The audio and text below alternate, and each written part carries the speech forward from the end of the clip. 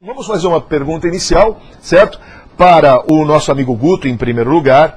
E eu acho que é a pergunta que a maioria das pessoas deve fazer, né, Guto? Eu quero explicar aqui rapidamente que o caso do Guto é semelhante ao do Ronivon, tá bem? A mãe dele, a mãe do filho dele, por alguma razão que não vem ao caso aqui nós discutimos agora, ela resolveu dar a sorte ao Guto de criar esse menino da forma maravilhosa que ele fez nos últimos 12 anos. E a pergunta que a maioria das pessoas deve fazer, que é aqui a minha dúvida, a minha curiosidade, é: Guto, quais são as maiores dificuldades de criar um filho sozinho, de ser pai e mãe? Olha, acho que a maior dificuldade hoje, no meu caso, foi todas, porque eu não estava preparado para ser pai. A idade não ajudava.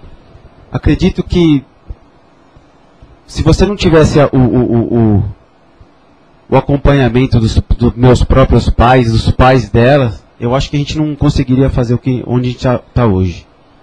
Então, assim, a dificuldade são todas, desde você trocar a fralda, sendo que eu tinha tudo dos meus pais.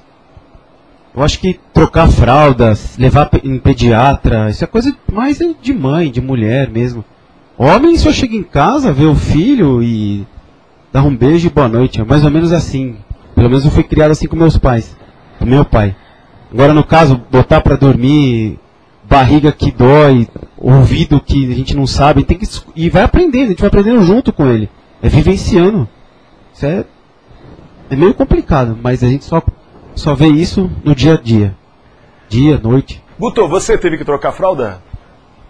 Pra caramba. Muitas fraldas. Muitas. Fraldas de mamadeira. Eu que acordava de madrugada. Fazia mamadeira. Inclusive, ele, no dia que ele nasceu, ele ficou exatamente 6 meses tomando leite de uma ama de leite. Eu achei uma ama de leite e eu ia todo dia lá, de manhã, na hora do almoço, e à noite buscar o leite dela, que ela guardava para mim dar para ele. Então, quer dizer, eu supri todas as necessidades que ele precisava, desde leite materno até tudo. Só não consegui fazer no meu peito, porque não tem como, mas o resto eu fiz tudo. Eu tenho certeza disso, não vivenciei isso, mas eu conheço o Guto conheço de outros carnavais, é uma pessoa maravilhosa, tem um coração de ouro, ele faz uns trabalhos filantrópicos espetaculares, ele lidera um grupo que entrega sopão nas noites aí para as pessoas necessitadas, e eu tenho certeza que esse pai e mãe é realmente muito mais mãe do que pai. Márcio Augusto, papel de mãe e papel de pai. Muitas vezes a mãe ou o pai tem que assumir as duas funções, que é o caso dos nossos convidados de hoje. As dúvidas, o medo, a insegurança e a solidão podem encontrar aí espaço para entrar, mas a coragem e o amor podem superar tudo isso. É ótimo vocês discutirem questões como, por exemplo, a decisão de ter um filho sem a presença da mãe, as dificuldades da criação sem partilha, a relação com o filho, a ausência da mãe e o que fazer para não se anular. É uma dúvida muito grande. Parabéns pelo programa. Interessante, né? Ele fez uma afirmativa aqui que eu gostaria de transformar numa pergunta. Guto, como fazer para não se anular, né? Porque afinal de contas a vida continua. E como fazer para que essa vida continue exercendo esses papéis tão importantes que levam tanto tempo para serem desempenhados bem e viver bem, Guto? Conta para nós. Olha, no caso da pergunta, que ele colocou essa afirmação, foi até bacana, porque assim, no meu caso, aconteceu assim, eu não escolhi. Aconteceu, foi um fato isolado, aconteceu. Na verdade, assim, acontece, a mãe é abandonada pelo pai. No meu caso foi semelhante. Então, desde os 6 meses de idade ele vive comigo. E a gente não pode pensar em medo. A gente não tem tempo para isso, pensar em medo, porque a gente tem trabalho. No caso, eu tive casa, eu tive filho, e a gente não para pensar. Então, assim, se você parar para pensar, a vida passa por cima de você. Então, assim, olha pra frente, faz o seu melhor, que eu acho que é o mais importante de tudo. Ivanira de Itapecerica da Serra. Augusto, o que você achou mais difícil quando descobriu que tinha que criar o seu filho sozinho? Parabéns pelo seu exemplo. Na verdade, eu não descobri, né? Na verdade, aconteceu. Com 6 meses, ela resolveu ir embora, simplesmente passou pela porta e foi embora. Acabou. O que acontece? Já que assim, partindo pela a pergunta do outro telespectador, né?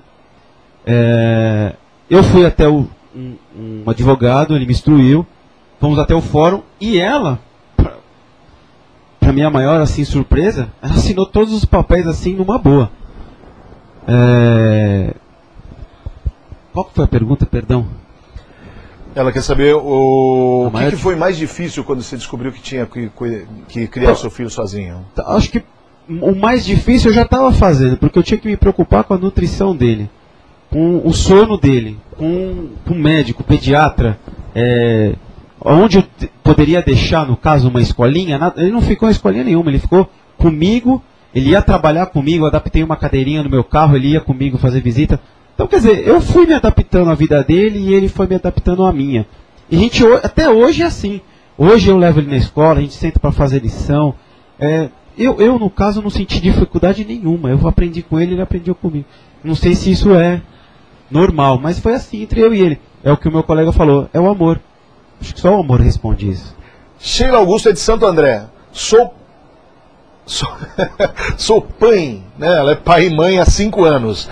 Você acha que as crianças sofrem sequelas psicológicas sem ter o pai por perto? Por favor, Guto, qual é a sua opinião a respeito? Sem dúvida. Inclusive ele teve que frequentar, uns tempos atrás, a psicóloga, né? E ela me ajudou bastante nesse caso, porque a escola, o convívio com outras crianças, ele se sente assim um pouco, como é que eu vou dizer assim, frustrado, porque ele não tem aquela pessoa, né, mãe, apesar de que agora ela começou a aparecer um pouquinho mais, mas eu digo assim, por ano, 3 vezes por ano, antes não era nem isso. Então aos 12 anos ele está conhecendo a mãe dele agora. Complicado. Guto, conta pra mim, e você, brinca muito com o seu filho? Agora não dá mais tempo, né? Mas assim, o brinquedo, eu gosto muito de videogame. Quer dizer, gosta, ele gosta. Mas ele anda mais de bicicleta, a gente incentiva isso, né? Andar de bicicleta, chutar uma bola.